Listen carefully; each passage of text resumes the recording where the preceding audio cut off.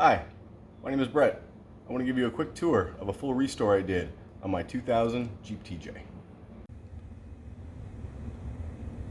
So this is my 2000 Jeep TJ Sahara that I basically rescued. So when I got this car, I bought it for $3,500 off of eBay.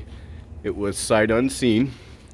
The description did say there was very significant rust to the frame, and there were a couple of pictures, but not very clear.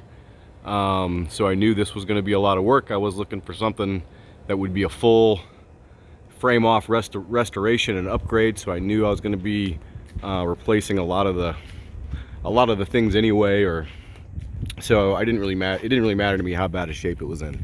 So when I got it home though, or had it delivered, it didn't run, and they had to drag it into the garage, and that's when I crawled underneath it and saw how bad the frame damage really was. So here's a few pictures of the underside of the frame. You can see where the lower control arm on the back, completely separated, completely detached from the frame, and basically beyond repair. So I figured I'd be able to weld up the frame. I saw that they made replacement panels and patches and pieces to kind of fix a TJ frame.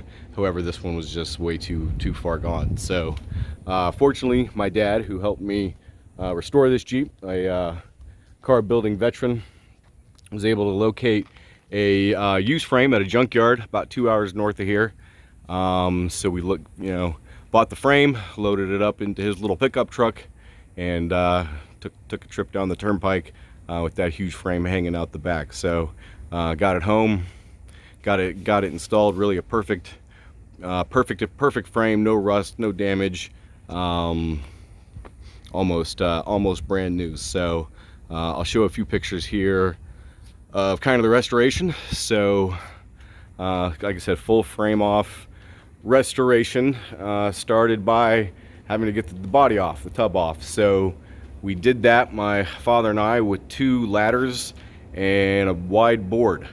So as you can see, we basically got the board underneath the body and then scooched up the board one step at a time, slid the board in, went around to the other side, took both of us to lift the board up, and then we scooched the ladder in, all while the body was precariously tilting on the board. So we were able to get the body up, get the frame and the chassis rolled out from underneath it, and then we could get that frame replaced. So the body, the tub, was also in pretty bad shape. Had to completely replace the lower boxes. I think they're called torque boxes or something like that. So old ones had to be cut out, new ones welded in. Once we got those welded in, then it was pretty much just a matter of getting all the undercarriage cleaned up.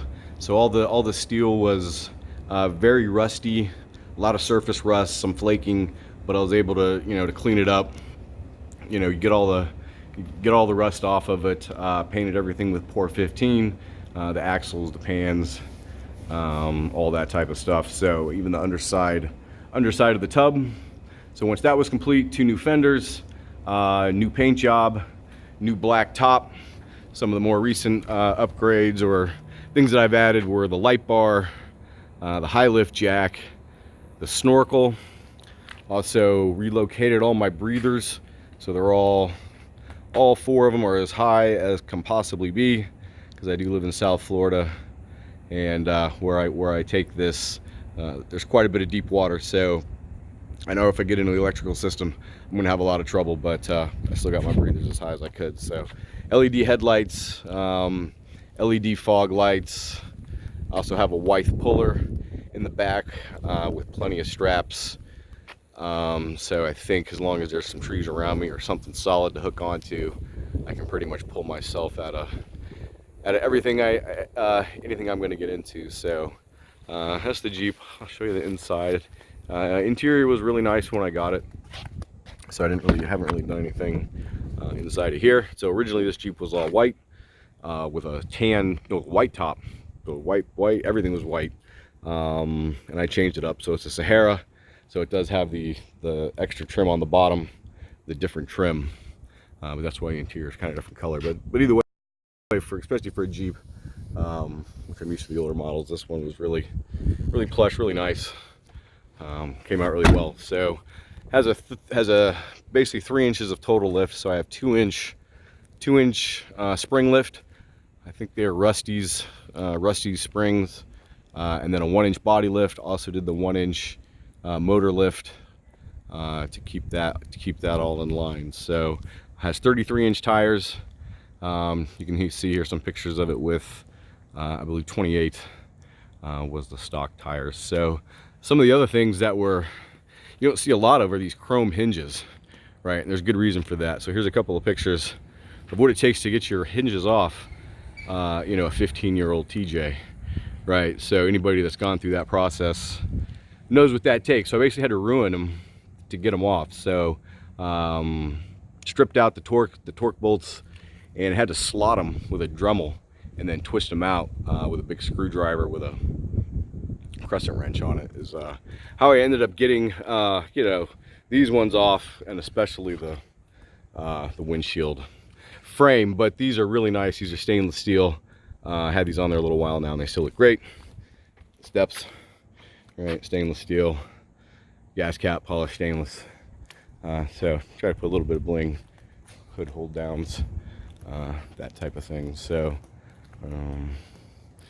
this is the Jeep, and this is where it stands, and this is what you can do. So, you know, I didn't hope to give somebody some ideas on their projects, and you know, what can be accomplished just, you know, in your garage with you know, some time and some patience.